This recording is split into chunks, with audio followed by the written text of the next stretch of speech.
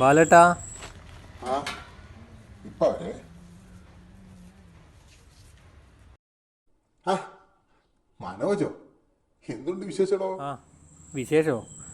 കുറേ കാലമായില്ലേ ബാലേട്ടാ പെണ്ണ് കാണുന്നത്. ഇപ്പോഴാണ് ഒന്ന് റെഡിയായത്.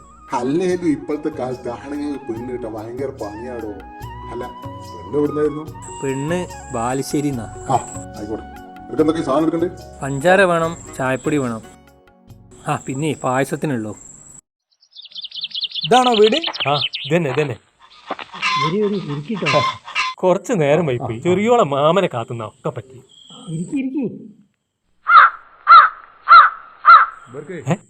എന്തോ പറഞ്ഞേനോ? എന്തോ ഒരു സ്മെല്ലുണ്ടല്ലോ. എന്തോ ഒരു നാറ്റം ഉണ്ടോ? അല്ലേ നിങ്ങൾ തൂറി പോയിക്കോ?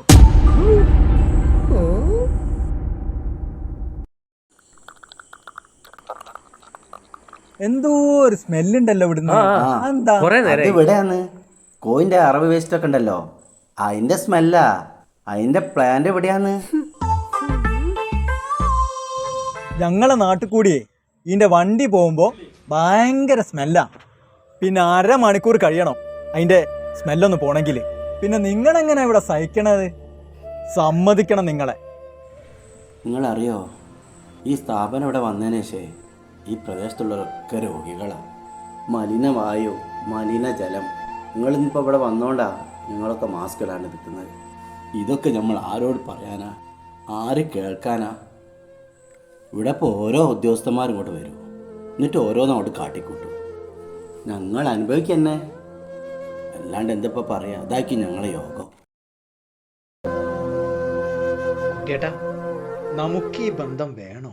നമുക്കൊന്നും കൂടി ഒന്ന് ആലോചിച്ചിട്ട് പോരെ. തൽക്കാലം നമുക്ക് എന്തെങ്കിലും പറഞ്ഞ് ഇറങ്ങാൻ വിടുന്നു. എന്നാ എണീറ്റോളി. എന്നാലേ ഒന്നും കൂടി ഒന്ന് ആലോചിച്ചിട്ട് ഞങ്ങൾ വിവരം പറയാം.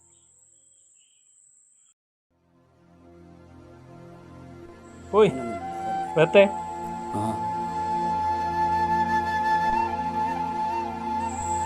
അച്ഛാ, ഒരു കാര്യം പറഞ്ഞോട്ടെ. ഇതിൻ്റെ പേരിൽ നിങ്ങൾ കല്യാണം മുടക്കരുത്. ഞങ്ങൾ വാടകയ്ക്ക് എവിടെയെങ്കിലും പോയി താമസിച്ചോളാം. അങ്ങനെയാണേ കുട്ടിയേട്ടാ, നമുക്ക് ഇതങ്ങോട്ട് നടത്തിക്കൊടുക്കാം. വരുന്നേരത്തി വെച്ച് കാണാം. ഓനും വേണ്ട ഒരു പെണ്ണൊക്കെ